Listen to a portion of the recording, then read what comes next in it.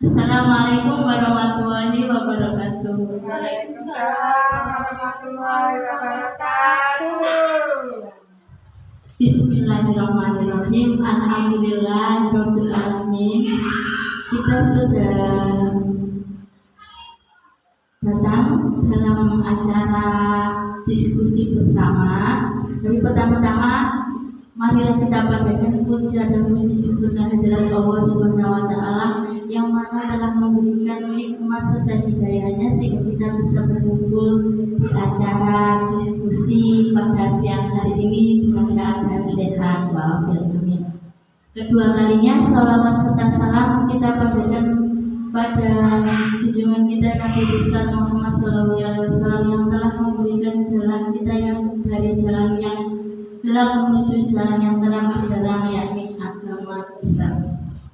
Untuk siang hari ini, biar tidak terlalu siang, saya akan membacakan susunan acara pada siang hari ini. Yang pertama pembukaan, yang kedua sambutan dari Ibu Kepala Sekolah. Karena Ibu Kepala Sekolah tidak hadir, maka diwakilkan sama Ibu Wakil Kepala Sekolah.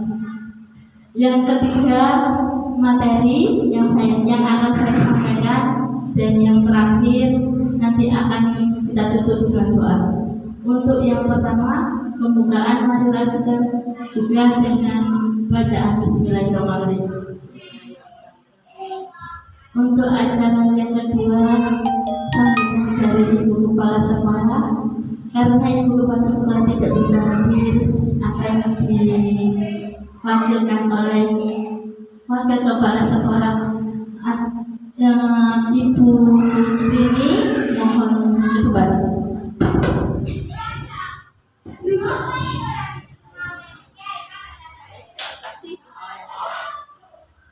Silakan ditebang biar bisa kelihatan.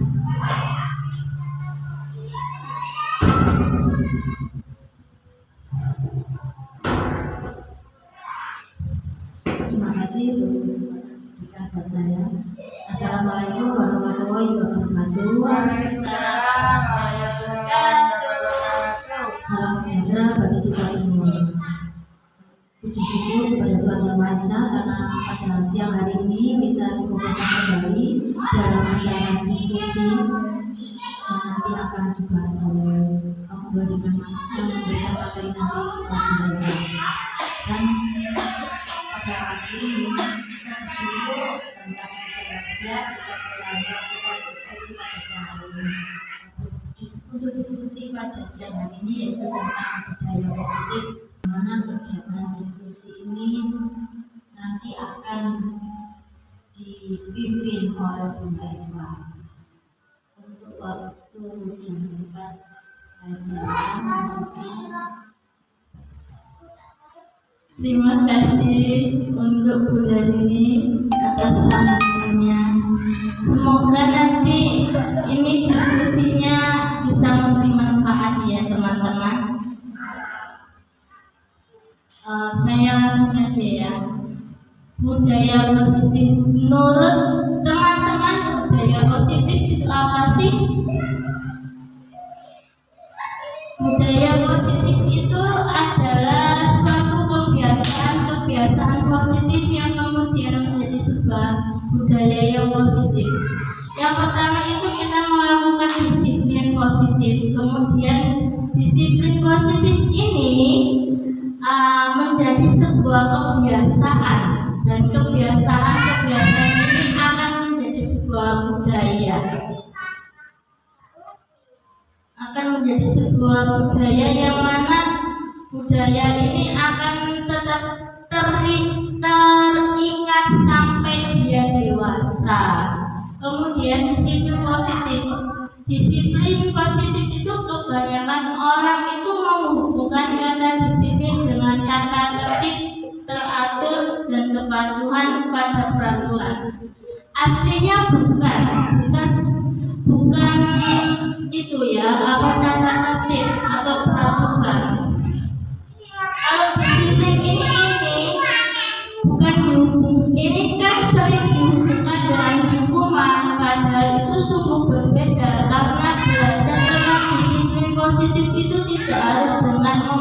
memberikan hukuman. Justru itu adalah salah satu alternatif terakhir dan kalau perlu tidak digunakan sama sekali. Dalam budaya kita, makna kata disiplin dimaknai sebagai sesuatu yang dilakukan seseorang pada orang lain untuk mendapatkan kepatuhan. Kita cenderung menghubungkan kata disiplin dengan ketidaknyamanan. Artinya gini, disiplin itu dari dorongan hatinya sendiri, bukan karena ada tekanan, hukuman atau peraturan. Seharusnya itu dari hatinya sendiri. Hukuman, konsekuensi, dan restitusi. Restitusi itu apa sih, Bun? Dia tahu nggak? Restitusi itu proses menciptakan kondisi bagi murid untuk memperbaiki kesalahan mereka sehingga mereka bisa kembali pada kelompok mereka dengan karakter yang lebih kuat.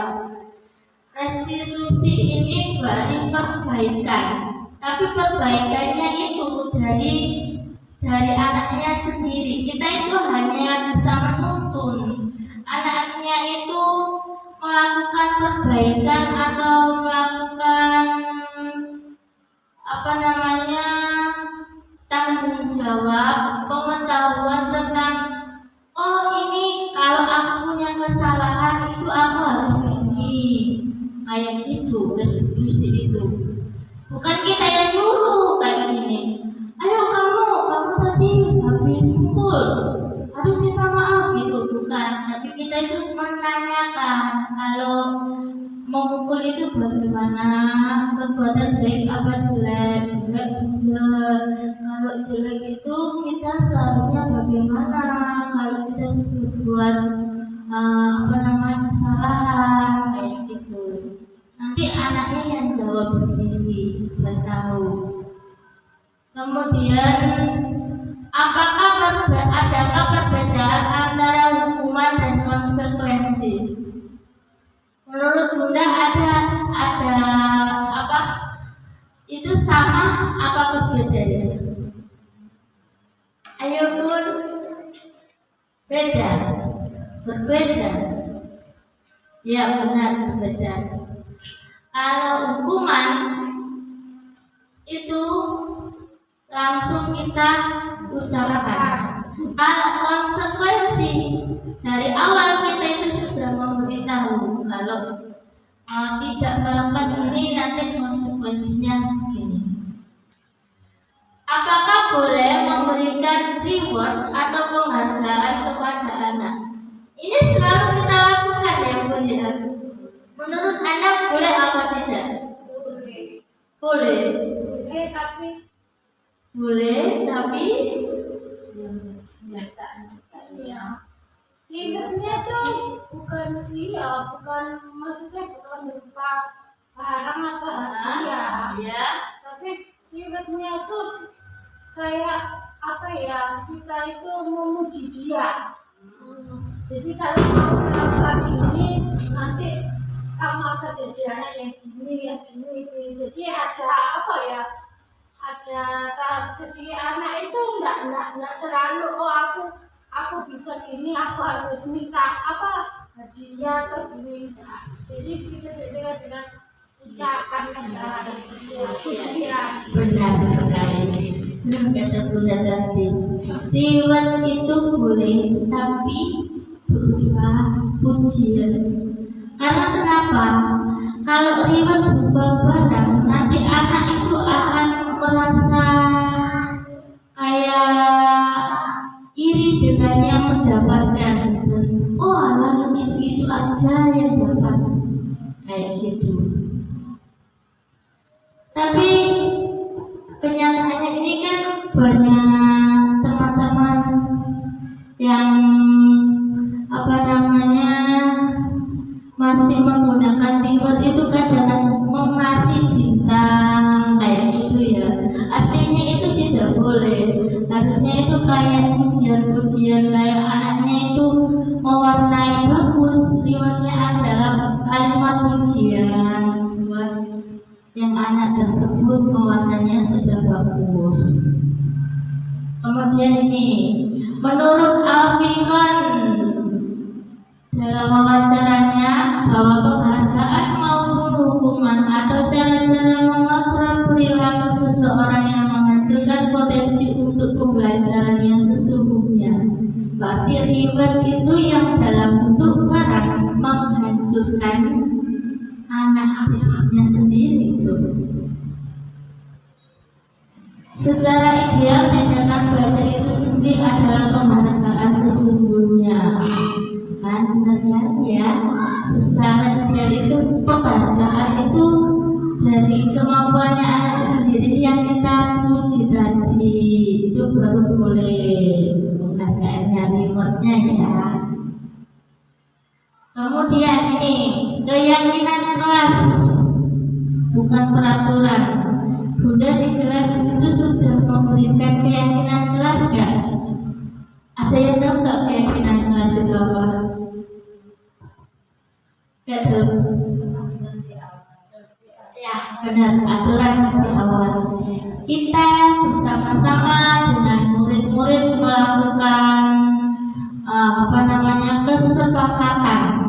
kesepakatan saat pembelajaran, awal pembelajaran, bukan memberikan peraturan ya. Kalau peraturan itu anak tidak dapat gini-gini, anak tidak gini, itu kan dari guru. Seharusnya itu dari anak-anak sama guru. Kita itu saling berdiskusi, ya, kayak gitu. Nanti anak-anak pasti bakal paham, oh tadi aku bilang ini harusnya saya tidak melakukan, karena itu kan dari kata-kata anak sendiri, bukan dari gurunya. Nanti kalau dari gurunya ya diabaikan malah kan itu peraturannya bukan peraturan anak kesepakatan bersama kayak gitu. Keyakinan kelas itu bersifat lebih abstrak daripada peraturan yang lebih rinci dan konkret. Keyakinan kelas berupa pernyataan universal. Pernyataan keyakinan kelas senantiasa dibuat dalam bentuk positif. Dalam bentuk positif ya pun, bukan dilarang membuang sampah pada sembarangan kayak gitu. Tapi kalimat khususnya ada, buanglah sampah pada tempat sampah, jangan dilarang. Itu kalimat negatif dari situ.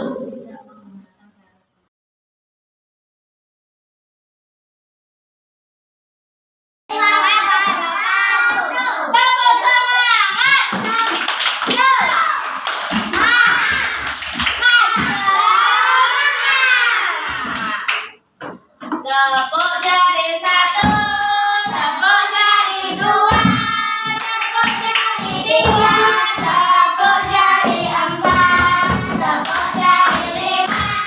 Puputi semua, satu dua tiga, mari kita berdoa. Bersihkan, tangannya dilipat, wash your hands, wash your eyes.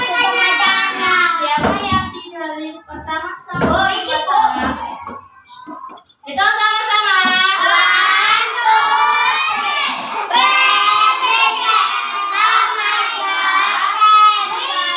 Thanks for your blessing. Blessed by the knowledge and the heart in our record. Today ya Tuhan, terima kasih atas anugerah-Mu. Berilah kami ilmu pengetahuan dan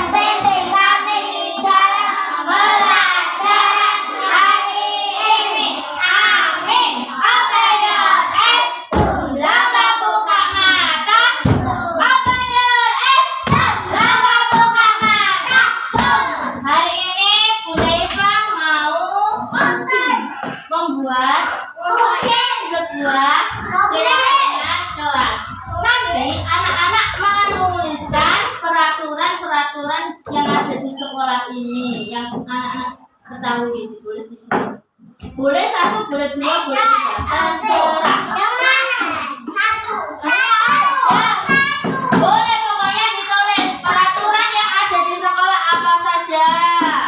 Tidak boleh menakal. Apa? Gak boleh nakal. Boleh apa yang ditulis? Tidak boleh nakal. Gitu. Ditulis sama pensil. Yang nggak bisa nulis nanti dibantu sama Bunda Iva, oke? Aku gak bisa. Oh. Tidak boleh berbohong. Jujur lebih baik daripada bohong. Yo, tulis. Mau pakai pensil apa mau pakai ini terserah.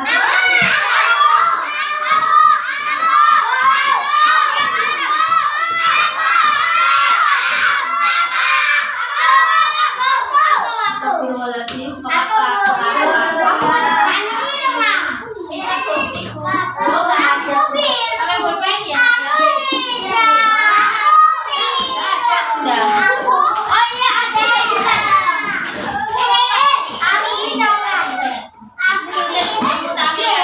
Sebentar ya Miss, lakukan Miss merah ya.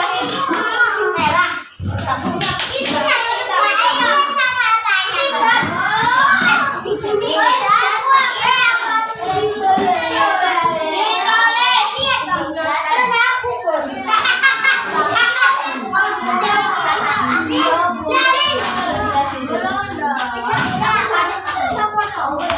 Ayo ditulis peraturan yang ada di sekolah ini. Boleh terserah. Kalau temannya nggak sakit, nggak boleh gitu. Apa benar sudah? Sakit kan? Nanti ini kalau apa berdarah gimana? Siapa yang mau tahu jawab? Nggak boleh. Sudah nggak apa-apa. Anak cowok itu. Ayo, ini tadi kenapa?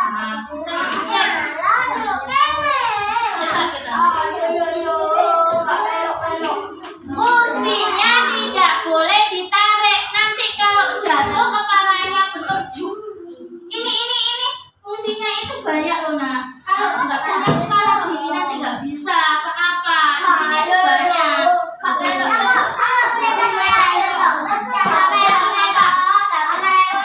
Sudah ya, kita mulai.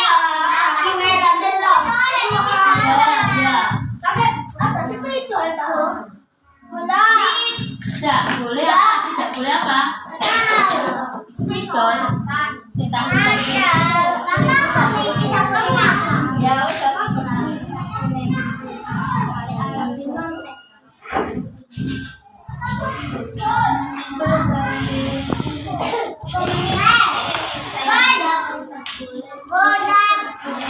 Apa?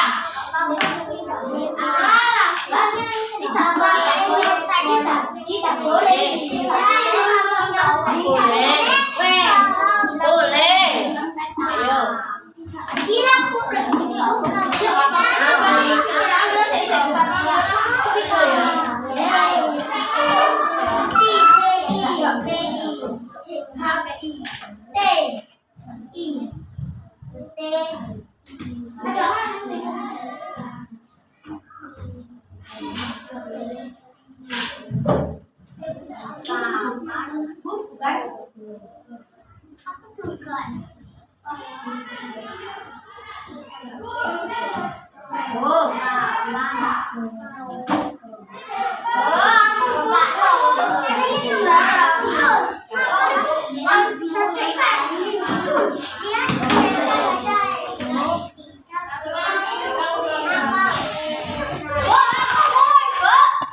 Apanya?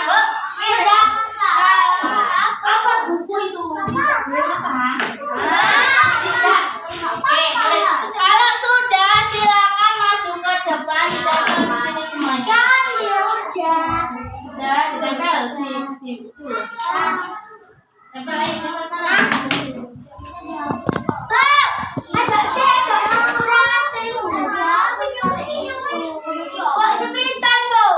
Iya. Bentar ya.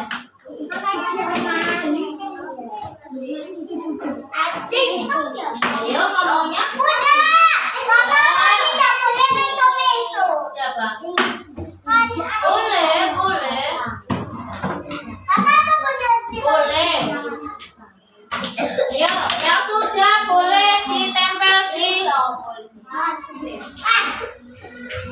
Ini mana ada sepitol? Sepitol lah. Iya sepitol. Sepitol mana ini oh? Punya apa bu? Akale, enak. Apa warnanya apa? Ini apa bu? Apanya sama tidak boleh apa? Ini apa bu? Apa ya? Ya nggak tahu. Nah, boleh. Loh, salah. Buat Tak boleh nendang.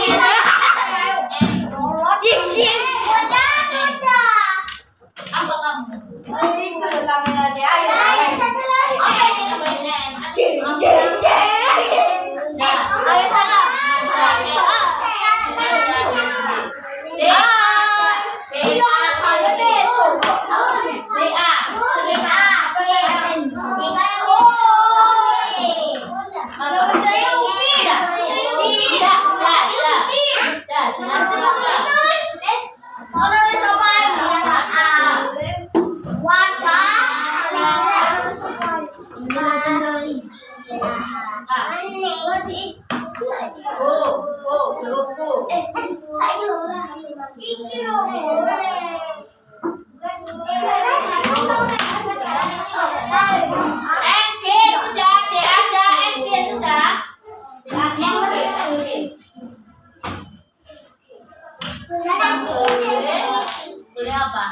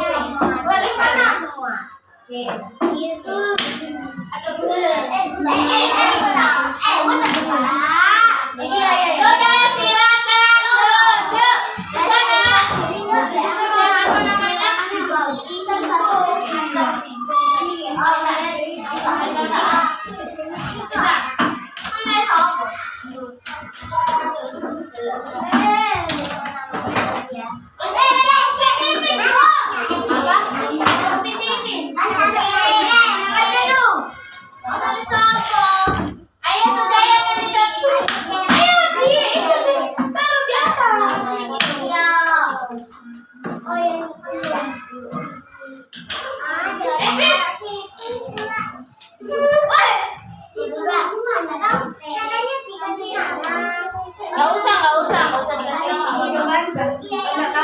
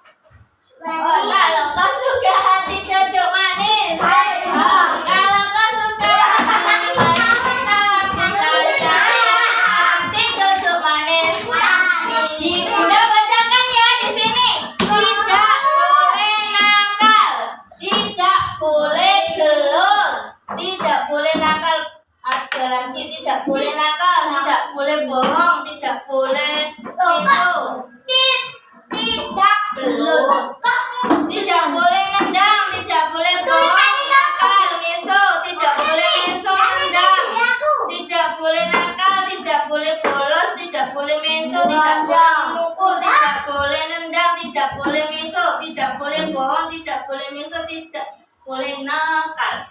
Kok banyak besok? Nah, yang pertama tadi ya, tidak boleh miso. Ini aku.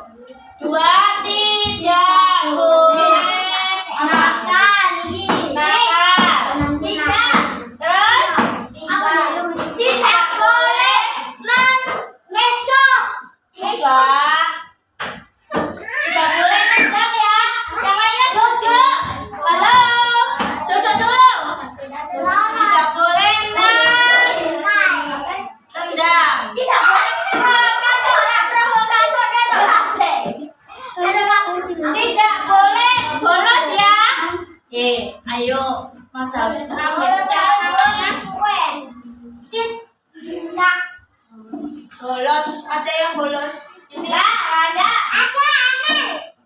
Oh iya ada. Semuanya siap juga ya. Tidak boleh siapa? Leo. Tidak boleh gelut.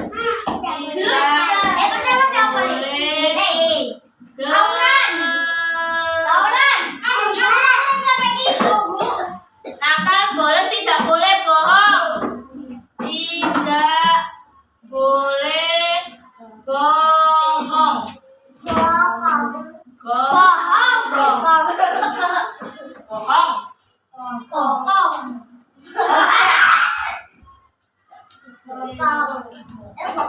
Sudah ya, tidak boleh meso. Pertama, tidak boleh meso, semuanya di sini nih sama. Tidak boleh meso, tidak boleh nakal, tidak boleh nendang, tidak boleh bolos, tidak boleh gelut, tidak boleh bohong. Sekarang Eja, sekarang Bunda Iva mau menunjukkan ini kan tidak itu kalimat negatif. Sekarang dijadikan kalimat positif. Bunda, kalimat positif itu bagaimana Bunda? Kalimat positif itu seperti ini. Tidak boleh meso, berarti harus apa? Berbicara baik. Kan meso itu bicaranya itu kotor apa baik? Berarti harus apa? Pertamanya harus apa?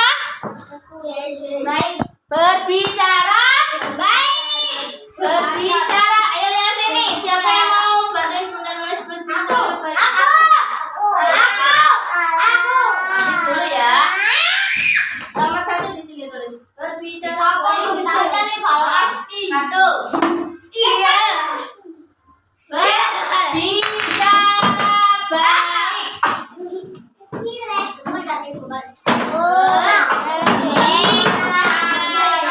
baik.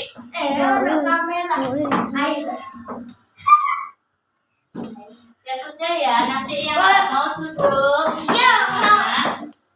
Berbicara baik.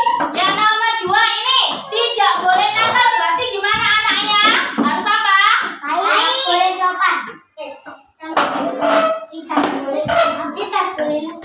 Tidak boleh nakal, berarti kalimat yang baik, yang positif apa?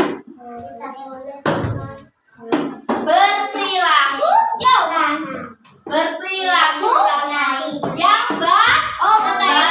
Nomor 2, berperilaku yang baik. Mas Hafiz. Berperilaku yang baik. Mas Angga silakan duduk. Berperilaku yang baik.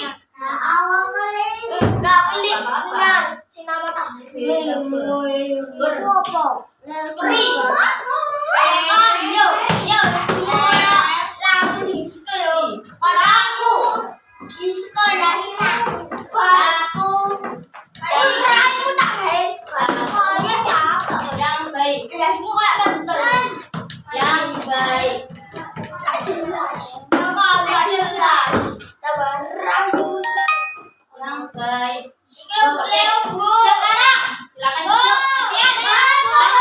Tidak boleh nendang berarti apa? Tidak boleh pernah. Apa?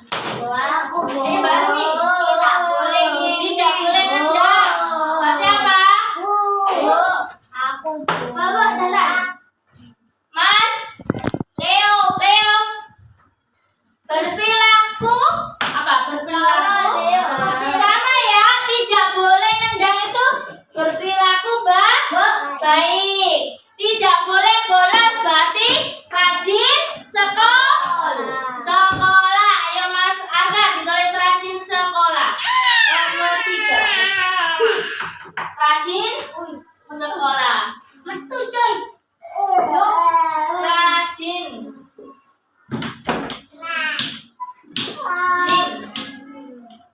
Jin.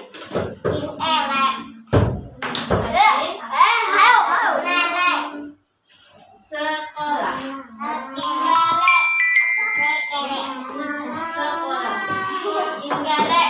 Ini siapa? Mas Leo ini bisa dikasih tahu yang baik apa tidak ya? Berarti Mas Leo ini tidak mendengar ya? Dikasih tahu yang baik tapi tidak mau mendengarkan. Rajin sekolah. Silakan duduk Mas Arka. Kemudian tidak boleh gelet itu apa berarti? Apa? Berperilaku baik sama aja ya. Berperilaku baik ya. Tidak boleh bohong. Berarti apa? Harus apa? Jujur. Ayo kamu yang tahu tadi jujur. Dia ada jujur. Jujur loh. Iya, jujur. Udah sampai Enggak, tadi ini gelet kan sudah berperilaku baik. Jujur.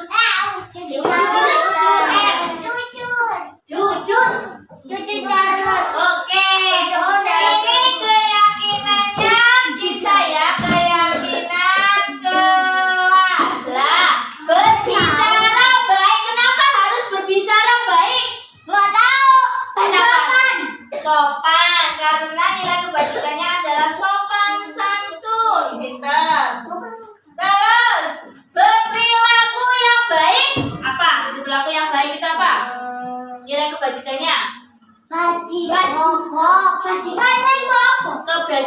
nilai kebajikan itu adalah nilai yang baik-baik. Iya, 100, nilainya 100. Maksudnya itu nilai itu maksudnya bukan perilaku yang baik. Perilaku yang baik itu termasuk apa?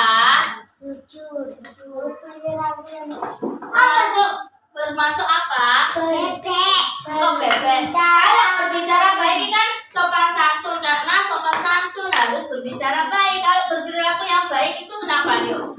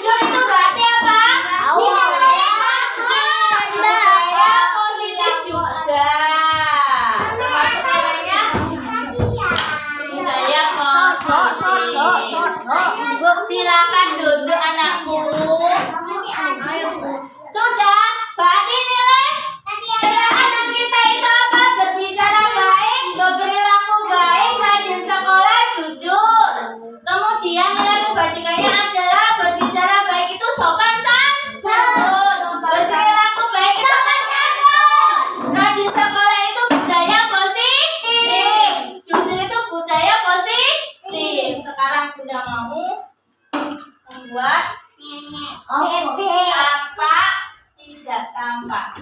Tampak tidak bebek. Tidak bebek. Tidak Tampak. ini berbicara sopan santun ya. Berbicara baik. Tampak berbicara baik. Tampak berbicara baik. Sopan santun berarti tidak tampak berarti apa? Berbicara apa? Tampak berbicara baik. Tidak tampak berbicara besok. Tidak tampak berbicara besok. Berperilaku baik. Tampak berperilaku baik. Tidak tampak apa? Awalnya tampak berperilaku baik. Tidak tampak sopan santun. Sopan santun. Tidak tampak apa? Tampak berperilaku baik. Tidak tampak. Maksudnya di mana?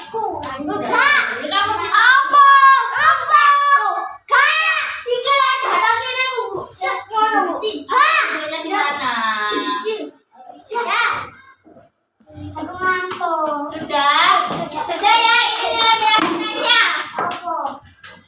Apa yang baik itu berbuat yang bagaimana, Pak? Contohnya gimana berperilaku yang baik itu? Jujur, oke. Tampak jujur. Tampak jujur dalam apa? Berbicara. Berbicara. Tidak tampak apa? Tidak tampak apa? Berbohong ya? Berbohong dalam berbicara. Berbohong dalam berbicara. Terus apa? Berbicara baik itu apa? Berbicara baik itu kan seperti apa? Leo, berbicara baik itu seperti apa, Leo? Yang berbicara baik itu seperti apa? Iya, maksudnya apa? Harus gimana berbicara baik itu apa? Dia tahu harus sopan. Berbicara baik itu sopan. Tampak sopan ya, tampak sopan. Kalau tidak tampaknya apa? Tidak tampaknya gimana? Harus sopan kan? Berbicara baik harus sopan. Tidak tampaknya gimana? Apa? Menyela, menyela terus berbicara, terus berbicara yang apa? Berbicara apa? Berbicara kasar ya? Berbicara kasar ya?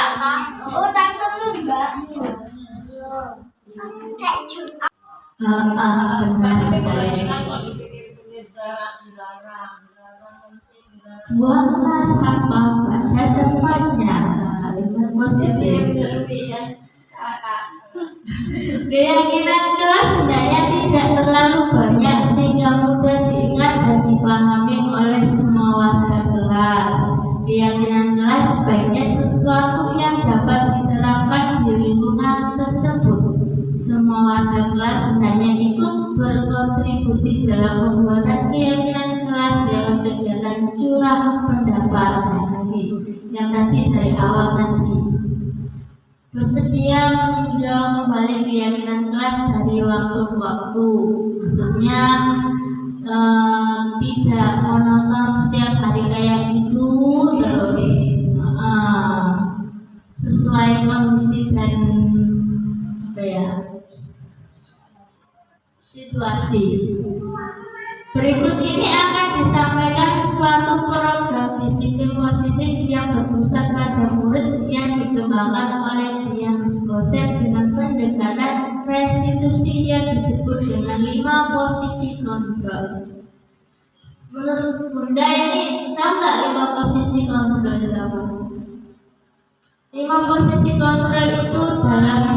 mendisiplinkan anak. Kita itu jadi sebagai apa? Yang pertama ada hukuman, penghukum, kedua teman, ketiga pemantau, yang keempat sebagai manajer, yang terakhir itu pembuat merasa bersalah. Ini Bunda lihat dulu ya, ada videonya. Sebentar ya.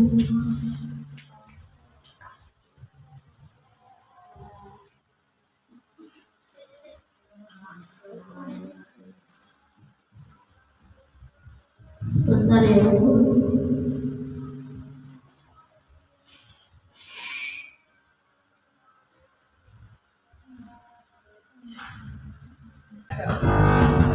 Bunda, ini adalah video 5 posisi kontrol yang akan memberikan pencerahan buat Bunda-Bunda.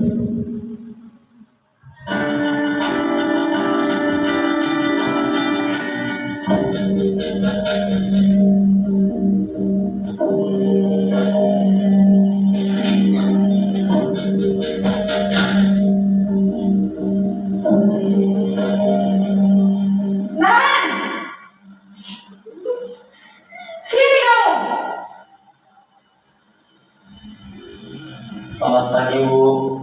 Selalu terlambat. Kamu deh, pasti terlambat. Maaf, Bu. Saya Apa? Apa coba? Alasan kamu apa lagi? Kapan sih kamu tidak terlambat? Malas sekali ya kamu jadi anak. saya Dasar pemalas. Gak kapok-kapok sih kamu. Sudah berapa kali terlambat? Sana, kamu keliling lapangan basket 2 kali. kenapa saya harus ke lapangan basket, Bu? Kenapa? Kamu melawan ibu? Berani-beraninya jawab. Sudah terlambat, masih berani jawab pula. Sekarang, keliling lapangan basket 5 kali sekalian. Biar kapok. Cepat. Pergi sana ke lapangan basket.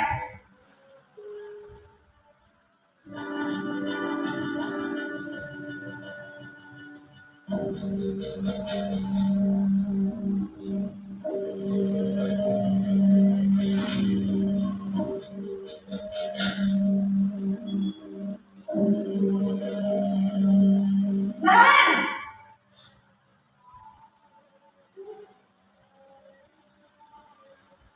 Selamat pagi, Bu. Naren. Kamu kenapa terlambat lagi, nak? Ya Tuhan, Naren. Kamu senang ya bikin ibu susah ya? Kalau kamu terlambat lagi, nanti ibu yang ditegur bapak kepala sekolah, nak. Disangka ibu tidak bisa membina kamu. Duh, gimana ini? Maaf, Bu. Duh, Gusti Naren. Kamu suka ya kalau ibu ditegur bapak kepala sekolah? Terus, sekarang ibu harus tulis apa ini di buku absen? Ini kamu sudah sering terlambat loh. Ibu harus apa coba? Maaf, Bu. Maaf sekali. Ya sudah, lain kali jangan bikin ibu susah lagi ya nak ya. Ibu tidak akan kuat lagi kalau kamu begini terus. Bisa jantungan kalau ibu tegur bapak kepala sekolah. Sana cepat ke kelas. Maaf ya, Bu. Maaf sekali.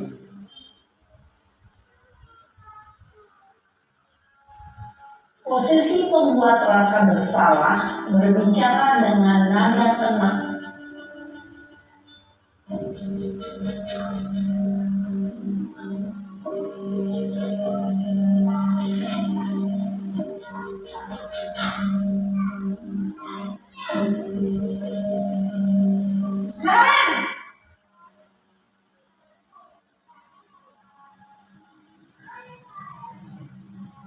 pagi Bu.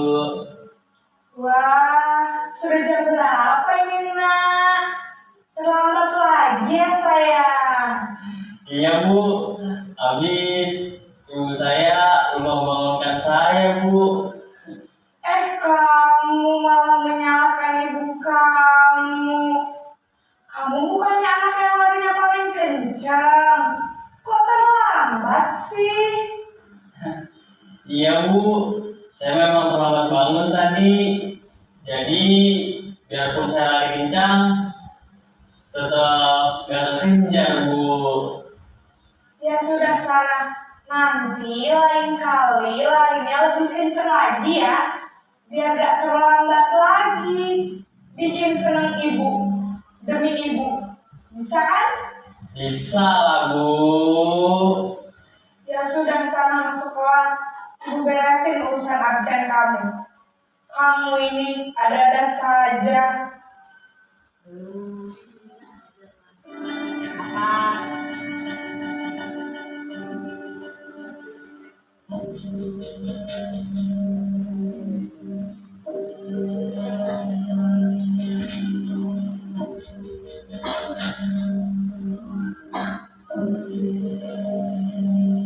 Naren!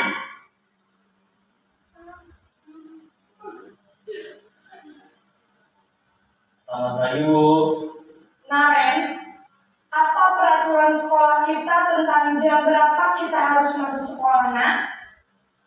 Kita harus di sekolah jam 7 Bu. Iya betul, sekarang sudah jam 7.20. Naren sudah tahu konsekuensinya jika terlambat hadir. Paham Bu, saya harus tinggal kelas pas jam istirahat selama 20 menit. Iya benar, konsekuensinya demikian. Jadi nanti jam 9.30 pas istirahat, kamu harus tinggal di kelas, kerjakan tugas tambahan untuk ketertinggalan kamu, ya? Baik Bu.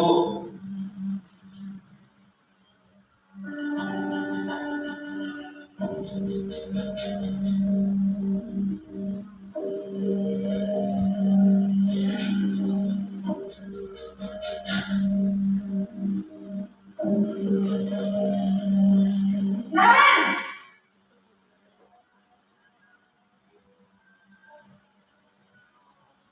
Selamat pagi Bu. Selamat pagi, Naren. Maaf Bu, saya terlambat. Iya, sekolah masuknya jam 7, sekarang sudah jam 7.20. Jadi sekarang bagaimana ini, Naren? Maaf Bu, saya lupa setel alarm saya semalam. Baiklah, menurut kamu, keyakinan sekolah yang mana yang perlu kamu tingkatkan? Menghargai diri sendiri dan orang lain mungkin ya Bu. Setuju. Jadi, apakah Naren meyakini prinsip saling menghormati tersebut? Iya Bu, saya meyakininya. Apakah Naren bersedia memperbaiki masalah keterlambatan ini? Bersedia Bu. Bagaimana kamu akan perbaiki masalah keterlambatan ini? Saya akan coba untuk tidak lupa menyetel alarm saya Bu. Baik, kalau Naren lupa menyetel alarm di rumah, ada orang yang kira-kira bisa bantu mengingatkan tidak? Ada Bu, kakak saya, Kak Emma. Ada lagi selain Kak Emma? Selain Kak Emma, ada ibu saya. Baik, jadi yang mengingatkan Naren adalah Kak Emma dan ibu kamu ya. Kira-kira akan mulai set alarm kapan Naren?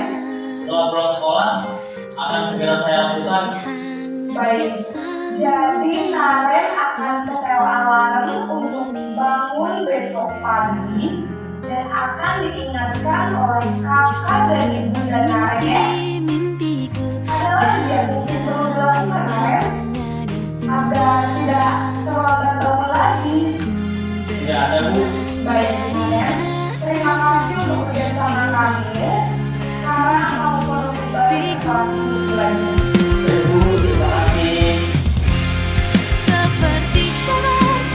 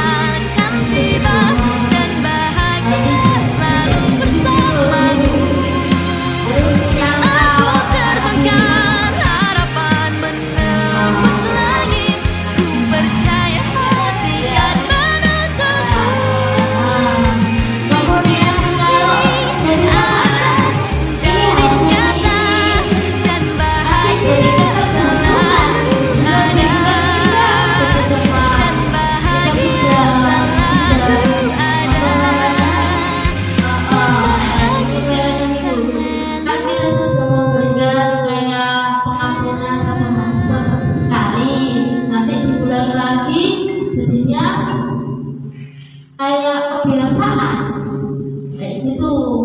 Terus kalau posisi pemantau ini hasilnya ini menyesuaikan bila diawasi, jadinya itu dia itu kalau diawasi guru itu sesuai dengan perilaku yang baik, tapi kalau nggak diawasi memberontak nanti karena tidak diawasi.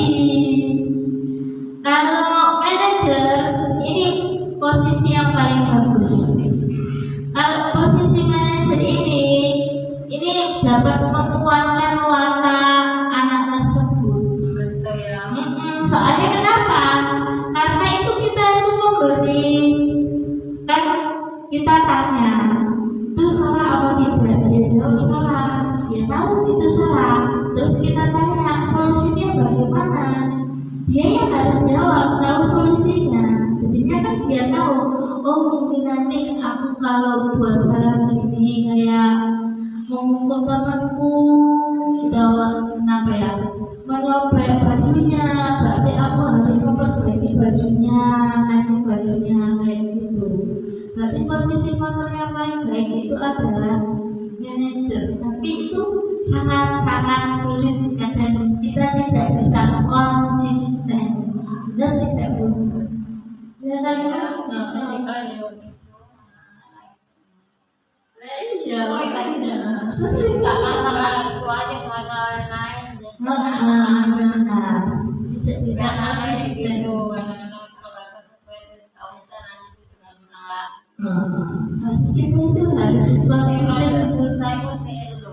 Ada yang bisa memberikan tips atau cara biar konsisten untuk melakukannya.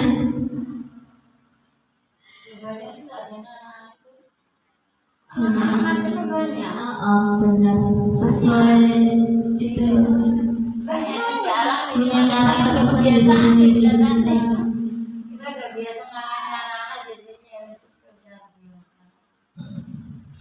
Terus ini jadwal yang punya yang posisi yang paling baik itu posisi manajer. Tapi saya pada tahap kemanusiaan adanya hukuman. Dua-duanya itu belum bisa untuk jadi rumah. Kalau misalkan hukuman itu boleh lah TK.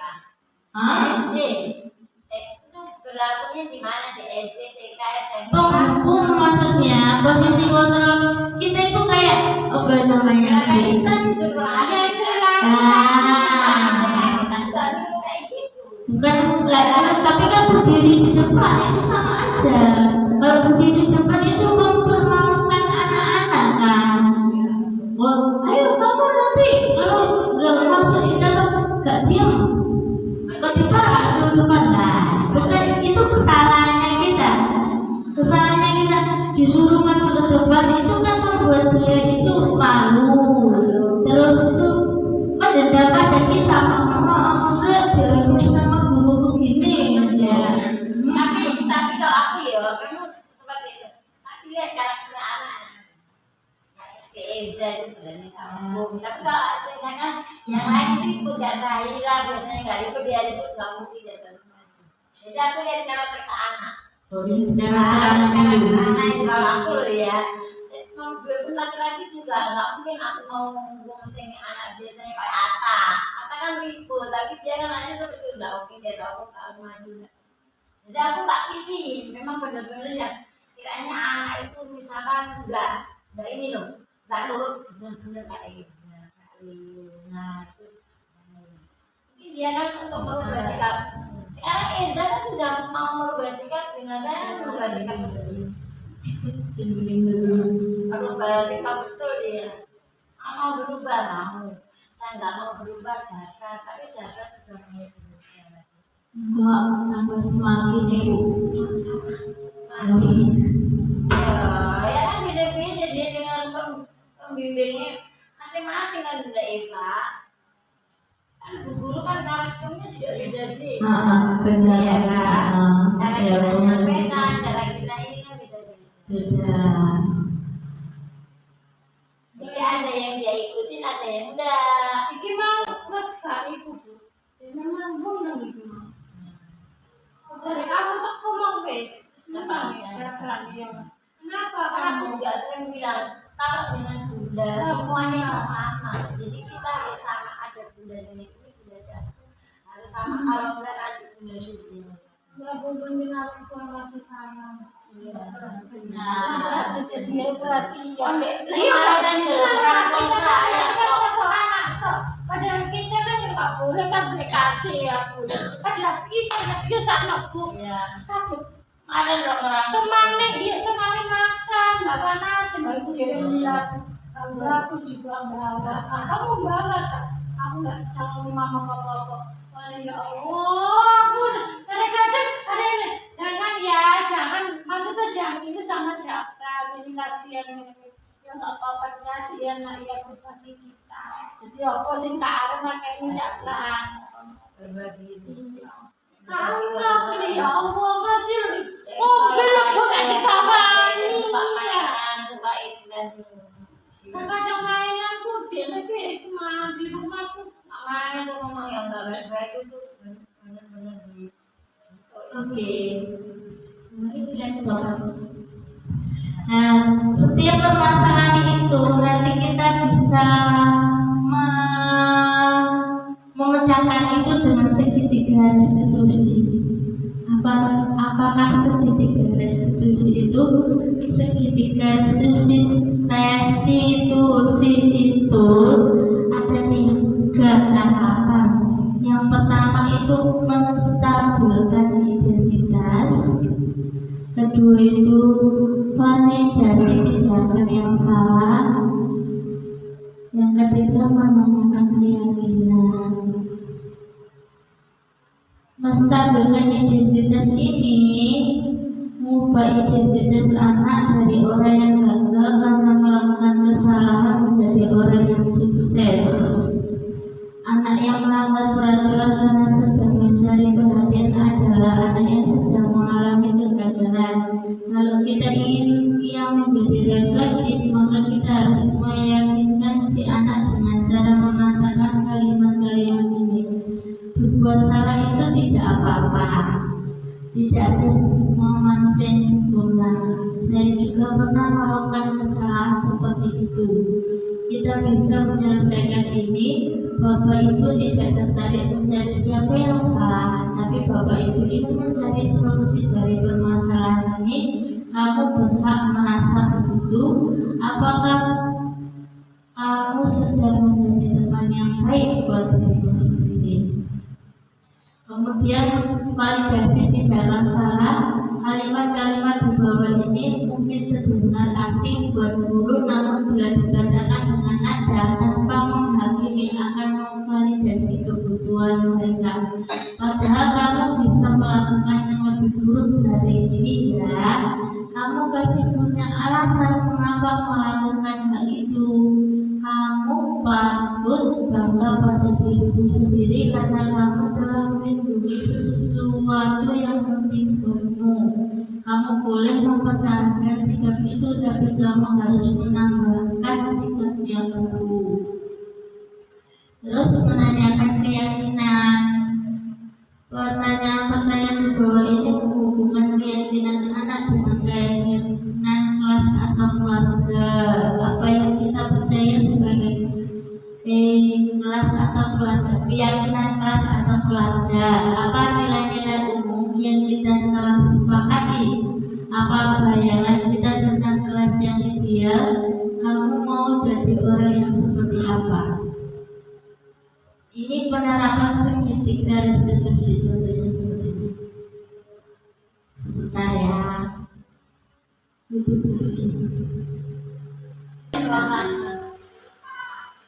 Salam dan bahagia Ibu dan Bapak Guru hebat.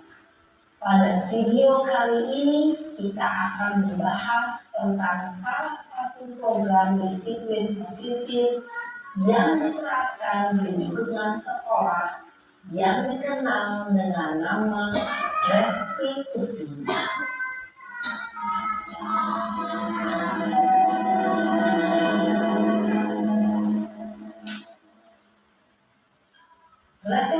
dikembangkan oleh pakar pendidikan dari Boston, berlandaskan pada teori kontrol Dr. William Glasser. Segitiga restitusi adalah suatu proses dialog yang dijalankan oleh guru atau orang tua agar dapat menghasilkan murid yang mandiri dan bertanggung jawab. Pada saat guru di posisi manajer, aspek yang dikembangkan pada murid adalah motivasi intrinsik, sehingga penanaman nilai-nilai kebajikan dapat tumbuh dan berkembang menjadi suatu kebiasaan positif yang akhirnya membentuk karakter diri. Proses dialog ini terdiri dari 3 langkah yang digambarkan pada ketiga sisi pada segitiga restitusi. Sisi pertama adalah menstabilkan identitas. Sisi yang kedua adalah validasi tindakan yang salah. Dan sisi yang ketiga adalah menanyakan keyakinan. Ibu dan bapak guru, berikut ini akan menunjukkan bagaimana seorang guru berada dalam posisi manajer menggunakan penerapan segitiga restitusi.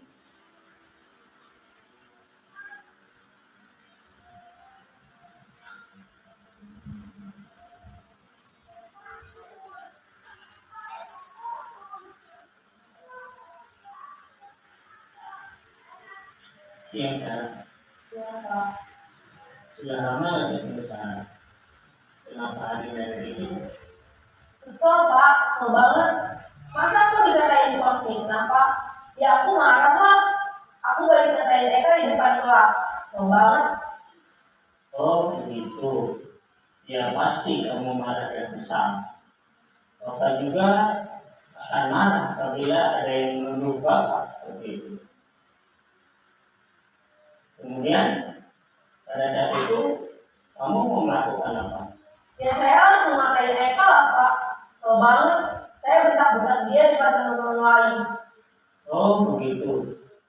Pasti kamu melakukan seperti itu karena suatu alasan tertentu kan? Iyalah, masa saya diam saja Pak? Ya saya bela diri lah.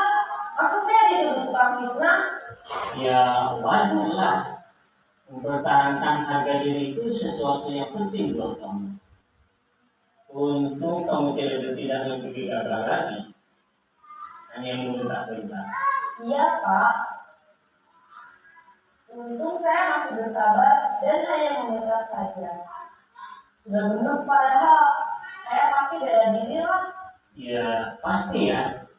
Tapi kamu memilih untuk tetap bertahan dan bersabar. Kamu memilih untuk tidak berbuat lebih parah lagi. Iya. Nah, sekarang coba kita lihat lagi tindakan kamu yang mentak-mentak Eka di kelas. Tindakan kamu itu kira-kira sesuai dengan keyakinan kelas atau prinsip kamu tidak? Enggak lah Pak. Capek Pak jadi pemarah. Jadi keyakinan atau prinsip mana yang kurang sesuai dengan keinginan kamu? Ya, saya sebenarnya sangat menghargai orang lain. Mungkin saat itu saya menjadi emosi, jadi tidak menunjukkan sikap itu. Kamu meyakini tidak menghargai orang lain itu penting buat kamu? Yakinlah Pak. Iya, setuju. Kita harus saling menghargai. Namun ada juga keyakinan yang kita sepakati yang perlu kita jalankan apabila kita sedang marah, bukan? Ya, saya bisa lebih proaktif, mulai dengan diri sendiri. Saya bisa jadi lebih bersabar, mengambil kemudian untuk berpikir mau apa selanjutnya. Kira-kira kamu bersedia memperbaiki masalah ini tidak? Bersedia Pak. Kalau kamu memperbaiki masalah ini, kamu akan menjadi orang seperti apa? Saya akan menjadi orang yang bertanggung jawab kali ya Pak. Dan yang proaktif. Iya, Menurut kamu, bagaimana rasanya menjadi orang seperti itu? Ya nyaman lah, bangga bisa bersabar dan menahan diri. Baiklah kalau begitu. Yuk kita pikirkan bagaimana memperbaiki masalah ini.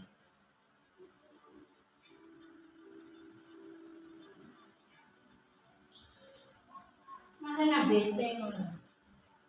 Ibu dan bapak guru hebat. Baru saja kita menyaksikan contoh bagaimana seorang guru berada dalam posisi manajer menggunakan penerapan segitiga restitusi. Mari kita bahas satu persatu.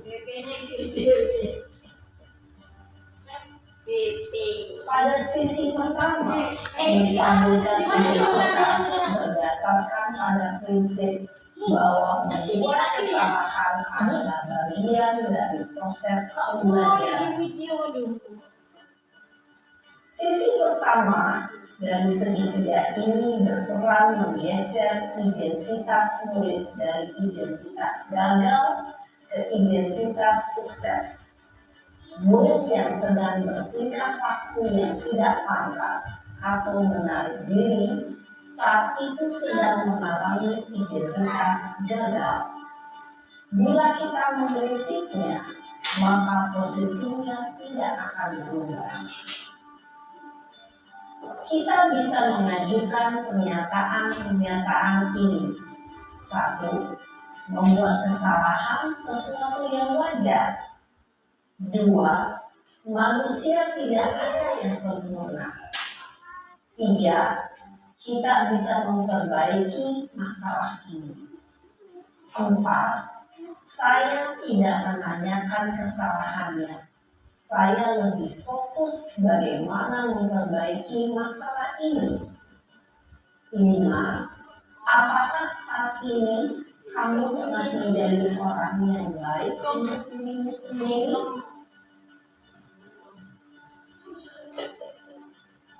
Pada sisi kedua, validasi tindakan yang salah berlandaskan pada prinsip bahwa setiap perilaku berupaya memenuhi suatu kebutuhan tertentu. Guru yang telah memahami teori kontrol akan bergeser dari pemikiran stimulus respon menjadi proaktif dan mencoba untuk mengenali tujuan dari perilaku murid, mengenali dan mengakui kebutuhan murid ini dapat memperbaiki hubungan dengan murid tersebut. Pernyataan atau pertanyaan bisa disampaikan dengan nada suara tidak menghakimi atau memojokkan, sehingga dapat mengendalikan murid pada posisi positif. 1. Kamu bisa saja bertindak lebih keras lagi dari ini. 2. Kamu bukan melakukannya tanpa suatu alasan tertentu. 3. Kamu melakukannya karena mempertahankan sesuatu yang penting bagimu. 4. Mungkin kamu bisa mempelajari suatu perilaku baru yang lebih efektif. Bersediakah kamu mempelajarinya? Selanjutnya, kita akan simak sisi terakhir, yaitu menanyakan keyakinan. Teori kontrol menyatakan bahwa pada dasarnya kita termotivasi secara intrinsik. Pada saat perilaku yang salah telah divalidasi dan identitas sukses telah stabil, maka murid telah siap menaikkan keyakinan-keyakinannya dengan tindakannya yang salah, dan pemikirannya telah bergeser ingin menjadi orang yang tujuh. Pertanyaan-pertanyaan ini dapat menaikkan keyakinan-keyakinan yang dianut murid. 1. Sebagai keluarga atau kelas, apa yang kita yakini? 2. Nilai-nilai apa yang telah kita sepakati? 3. Seperti apa gambaran sebuah kelas yang ideal bagikan? 4. Kamu ingin menjadi orang seperti apa?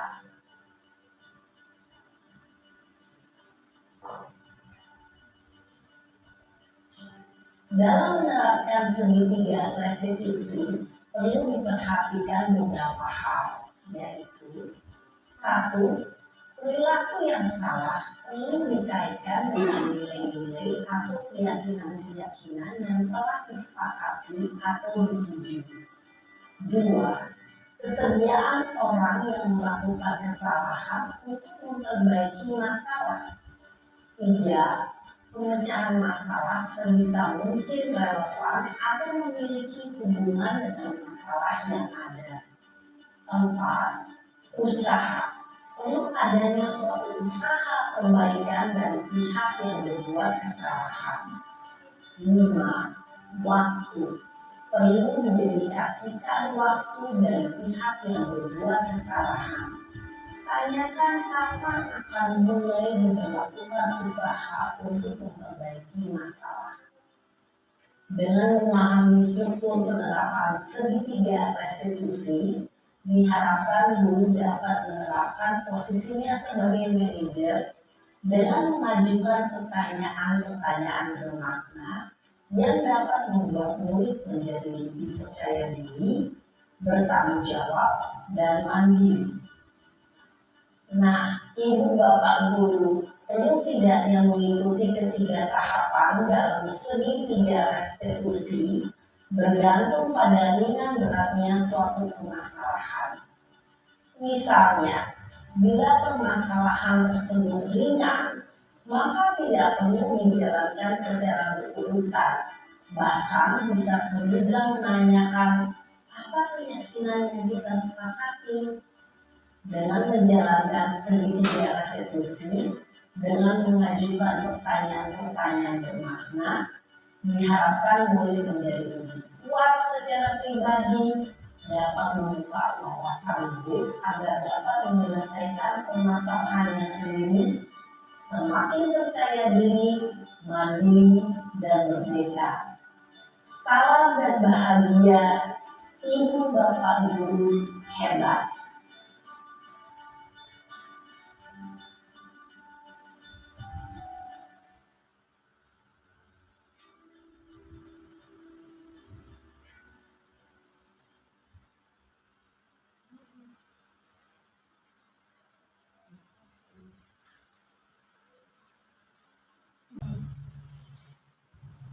Jadi bunda-bunda, kesimpulannya adalah kita pernah menerapkan 5 posisi kontrol ya. Tapi posisi kontrol yang paling baik adalah posisi kontrol manajer. Sehingga saya harapkan dalam sudah menonton tontonan ini, jadi bunda-bunda itu mempunyai pandangan untuk menjadi yang lebih baik, dan bisa menjadi guru-guru yang bisa memotivasi anak-anak menjadi anak-anak yang lebih baik lagi, lebih pintar dalam segala hal, dan juga menjadi anak yang berhasil. Amin. Sebelum kita berakhir pula, marilah kita tutup pertemuan ini dengan baca Alhamdulillah.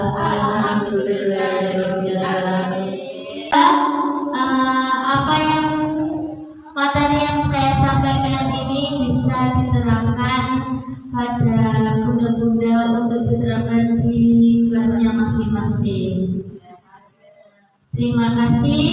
Saya ucapkan Assalamualaikum warahmatullahi wabarakatuh. Waalaikumsalam warahmatullahi wabarakatuh.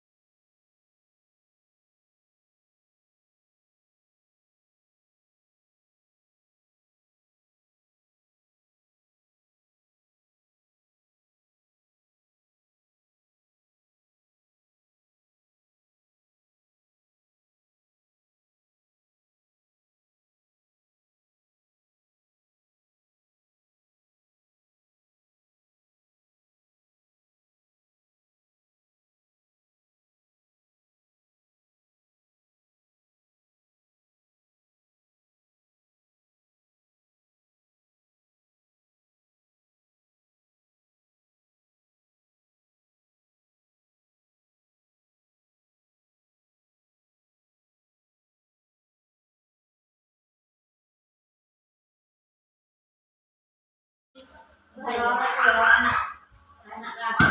Ya anak saya hati paling suci anak kabeh sambil itu. Apa kabeh?